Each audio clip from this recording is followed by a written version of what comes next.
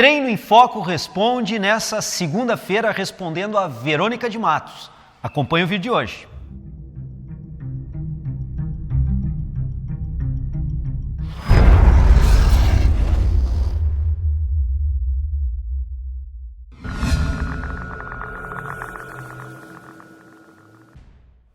Bom, pessoal, essa semana nós ainda do Treino em Foco iremos manter o Treino em Foco Responde. De segunda a quinta-feira, as perguntas que vocês nos enviam pelos nossos canais de mídia. E na sexta-feira nós vamos ter um Treino em Foco Responde um tanto quanto especial, porque ele será um Treino em Foco Responde especificamente sobre questões de LPO. A série que nós colocamos no ar nas últimas sextas-feiras, que foi um sucesso, o pessoal tem gostado bastante das explicações sobre levantamento de peso olímpico, e tem colocado algumas dúvidas, algumas questões. Nós vamos fazer então nessa sexta um Treino em Foco Responde fechando essas semanas temáticas, essas 3 semanas temáticas sobre o Treino em Foco Responde, e na sexta-feira, como eu disse, então, perguntas específicas sobre o LPO serão respondidas e fecharão mais essa semana temática Treino em Foco Responde. Mas hoje nós vamos responder a Verônica de Matos. Ela coloca o seguinte, que ela tem uma escoliose em S. A Verônica não precisou para nós se essa escoliose é intensa, se ela é leve, se ela sente dor advinda dessa escoliose. De qualquer forma, ela colocou que apresenta escoliose em S. Ela também colocou que estava assistindo aos vídeos do Treino em Foco. Num desses vídeos nós estávamos falando sobre o exercício de rosca bíceps na polia baixa.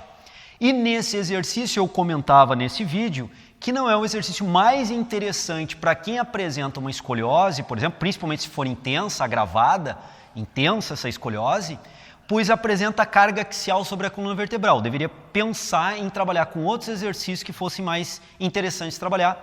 E aí vem a pergunta da Verônica. Ela nos questiona que outros exercícios seriam esses interessantes de fazer e executar onde tivesse carga axial menor sobre a coluna vertebral, no caso de um indivíduo portador de uma escoliose em S. Então veja bem, Verônica, eu vou agora demonstrar aqui para vocês o exercício de rosca bíceps na polia baixa e tentar mostrar esta questão da carga axial sobre a coluna vertebral, que não é interessante, principalmente para quem tem uma escoliose avançada. Então vejam bem, eu vou executar agora aqui o exercício e a gente vai poder analisar esse aspecto.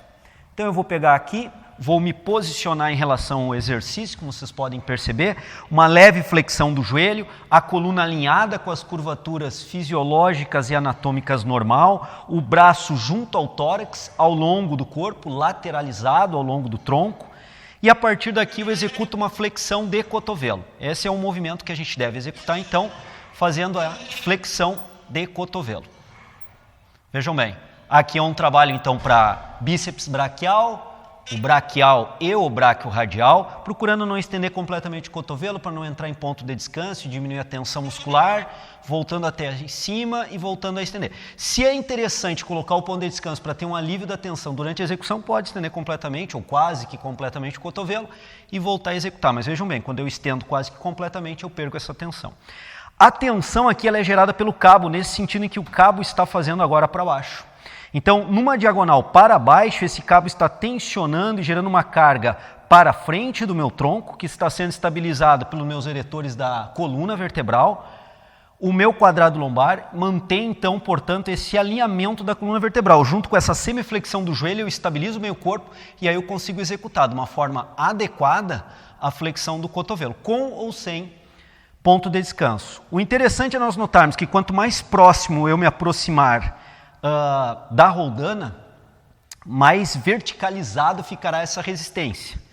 Quanto mais eu me afastar da roldana, menos verticalizado e um certo teor de horizontalidade terá nessa resistência que acompanha sempre o cabo. Vejam bem, sempre acompanhando o cabo é a resistência, sempre acompanhando o cabo. Então, nessa condição, se eu estiver bem próximo e fizer a execução do exercício, eu terei uma resistência agora fortemente na vertical. Essa carga vertical, ela está sendo tensionando, portanto, minha cintura escapular para baixo e da minha cintura escapular tensionando a minha coluna vertebral também para baixo e gerando o que nós chamamos de carga axial.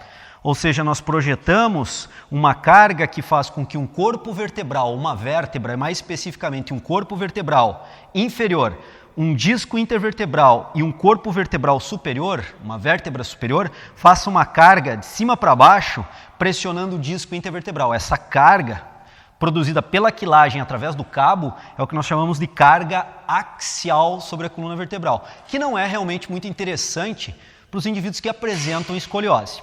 Opções. Fazer o mesmo exercício deitado minimiza um pouco, veja bem, Verônica, minimiza um pouco essa carga axial. Então é uma opção interessante que você pode executar ela deitada, como eu vou apresentar agora aqui.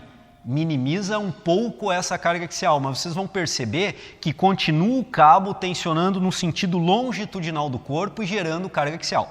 Entretanto, por nós estarmos deitados e termos o atrito com o colchonete, minimiza até um certo ponto essa carga axial pelo próprio atrito, próprio posicionamento do corpo e o contato com o solo, coisa que não acontece, obviamente, quando eu estou em pé. Então vejam bem, vou puxar o colchonete aqui, vou deitar, vou fixar meus pés, vou deitar agora, manter uma semiflexão do joelho e vou executar o exercício mais uma vez. Aqui, um ponto interessante é não flexionar demasiadamente o cotovelo, porque eu entro em pequenos braços de alavanca de cotovelo e a tensão muscular aqui é mínima. Então, se eu não flexionar completamente o cotovelo, se torna mais interessante. Apoiar bem meu corpo no solo e executar o exercício. Mais uma vez, eu estou trabalhando bíceps braquial e o bráquio radial, os 3 flexores do cotovelo. O cabo continua puxando e tensionando o meu corpo, continua gerando carga axial. Mas como eu me encontro agora deitado e gerando um grau de atrito com o solo do tronco, essa carga axial gerada aqui pelo cabo, vejam bem, estou acompanhando o sentido do cabo tensionando a barra. Essa carga axial agora ela é minimizada. Então, é interessante a troca do exercício em pé, de uma rosca direta pelo exercício deitado nessas condições da polia baixa. Mas não zera a carga axial. Há uma certa diminuição dessa carga axial. Vou mostrar agora para vocês o exercício de rosca Scott, onde esse sim irá zerar a carga axial sobre a coluna vertebral. Acompanhe essa passagem agora no rosca Scott.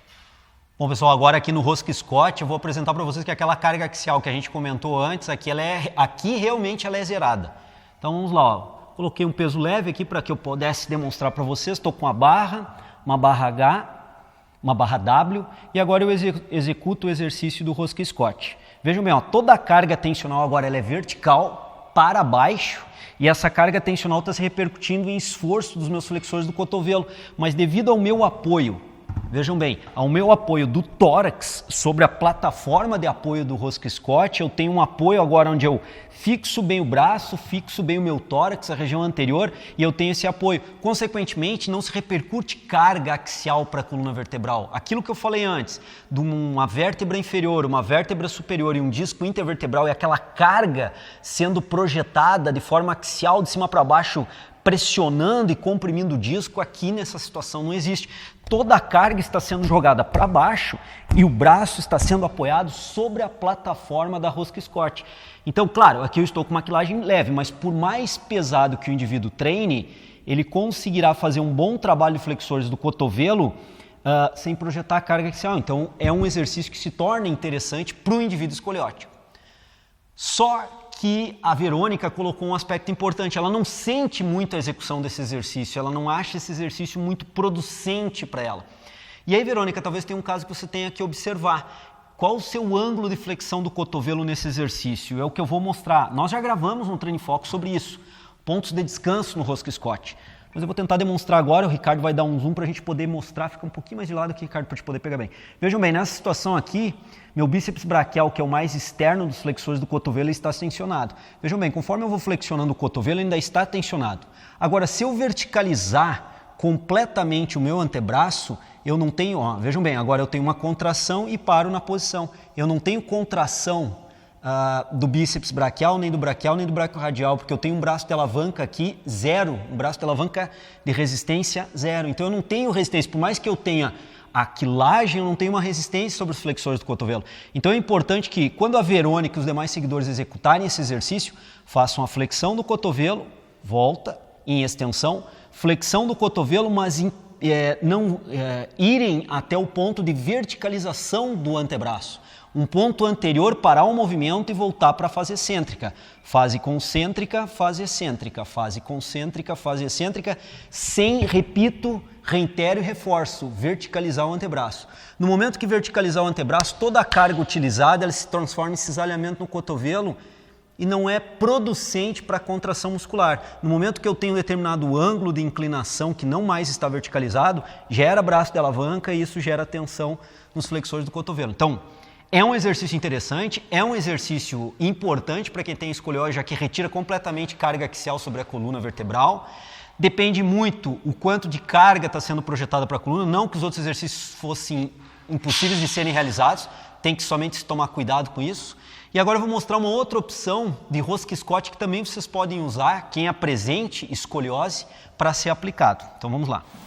Rosca concentrada, sentado no banco também é uma opção, só que tem uma variaçãozinha da postura importante observar. Então vejam bem, vou executar aqui uma rosca concentrada, vou apoiar o meu cotovelo na face interna da minha coxa, estou sentado, curvaturas normais fisiológicas da coluna vertebral, faço uma flexão do quadril à frente, apoio, portanto, o cotovelo na face interna da coxa e vou realizar uma flexão e extensão do cotovelo. Então essa é a ideia, uma flexão e extensão do cotovelo para executar a rosca concentrada unilateral sentada no banco. Vejam bem, o detalhe importante é essa mão que se encontra aqui, principalmente para o indivíduo escoliótico. Porque quando eu vou colocar essa mão agora atrás da minha coluna, para que vocês percebam que quando eu estou executando o movimento de flexão e extensão do cotovelo, a tendência do meu tronco é descer sobre a ação gravitacional e a ação da carga, da quilagem, é fazer com que o meu tronco venha para baixo. A sustentação desse movimento e impedindo que esse movimento ocorra é devido aos eletores da coluna, mais uma vez, em quadrado lombar, que travam em contração isométrica e sustentam a posição. Isso gera também carga axial na coluna vertebral, maior ou menor, dependendo da quilagem do peso que o indivíduo tem, principalmente o peso corpóreo do tronco e a quilagem que ele esteja trabalhando. Então, quanto maior for o peso corpóreo, maior for a quilagem, maior essa tendência de queda do tronco à frente sobre a ação gravitacional e, portanto, maior o esforço isométrico da musculatura que sustenta a posição, que mantém a posição. Isso quando eu não uso a mão, porque toda a carga está sendo sustentada pela musculatura paravertebral. Se eu apoiar a mão sobre o joelho nessa posição, boa parte dessa carga que, quando eu estou executando, faz ir à frente, teria que ser sustentada exclusivamente pelos paravertebrais. Boa parte dessa quilagem agora está sendo sustentada pela mão. Então vejam bem, ao posicionar a mão aqui e usar como um ponto de apoio, eu consigo sustentar e fazer a execução dessa forma.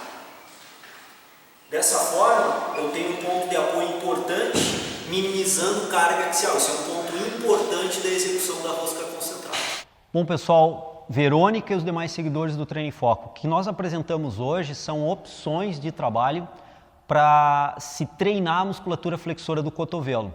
Então você pode trabalhar em rosca direta em pé, onde tem uma carga axial maior, usando a polia abaixo, onde também tem uma carga axial maior, deitado na polia abaixo, como nós mostramos, onde minimiza a carga axial, no rosca Scott, onde zera essa carga axial, ou ainda na rosca concentrada unilateral, foram os exemplos que a gente trabalhou, onde apoiando a mão sobre a coxa, faz uma carga menor de solicitação de carga axial sobre a coluna vertebral, o que é interessante para o indivíduo escoliótico. Isso é uma forma de minimizar cargas sobre disco, mas o indivíduo escoliótico tem que tratar o seu desvio postural, nem que seja um tratamento conservador que venha e tenha por objetivo impedir que esse desvio se amplifique, que esse desvio aumente. Então um trabalho paralelo deve ser feito. O que nós mostramos aqui são opções de trabalho para verificar maior ou menor carga sobre coluna vertebral, pensando naquele indivíduo que tem um desvio de coluna vertebral. Mas o tratamento, nós já gravamos programas do Treino em Foco sobre a questão de como executar exercícios para indivíduos que apresentam escoliose. Eu vou pedir para o Ricardo colocar em link aqui no quadrado ao lado, para que vocês possam ir nesses programas e assistir esses programas específicos que nós já gravamos sobre o treinamento mais adequado para o indivíduo com escoliose. Que exercício selecionar e que exercícios não fazer. No caso, hoje respondemos a Verônica nesse aspecto fundamental de flexores do cotovelo, quais são as observações e os detalhes na prescrição do exercício que nós devemos observar. Esse foi o tema do Treino em Foco. Gostaria de deixar bem claro essa questão para você, Verônica, e para os demais seguidores do Treino em Foco. Então, era isso. Gostaria de agradecer aos seguidores do Treino em Foco que estão mandando sempre sugestões para nós. Sempre é muito bem-vindo, a gente procura sempre responder aqui. E o pessoal que está também ajudando a divulgar o Treino em Foco pelo Brasil e pelo mundo, a gente agradece demais. Tem seguidores que estão divulgando o Brasil no Nordeste, no Norte, em Minas. Isso é muito interessante. A gente está se tornando cada vez mais conhecido e conseguindo atender e amplificar a nossa informação para o maior número de pessoas. Um grande abraço e muito obrigado mesmo para esses seguidores do Treino em Foco que têm contribuído sobremaneira na divulgação do nosso trabalho. Muito obrigado, grande abraço, até amanhã. A questão de termos um desenvolvimento corporal adequado para um corpo perfeito, também nós podemos questionar o que seria um corpo perfeito nessas condições. Mas como ele colocou na citação, nós interpretamos como um corpo musculoso, forte e bem definido, como o Felipe Franco. Então nessas condições nós temos que imaginar que sim, treinamento por um bom período de tempo, aí podemos raciocinar até com anos de treinamento, bem executado, bem feito, com a carga adequada de treinamento, mais uma nutrição também bem feita, bem regulada,